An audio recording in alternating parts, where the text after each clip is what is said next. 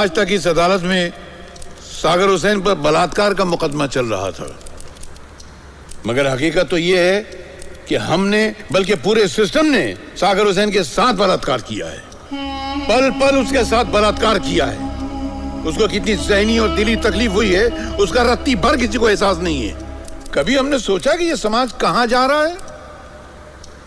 एक अंधी गहरी खाई में गिरने जा रहा है। चारों तरफ पैसे की होड़ लगी हुई है।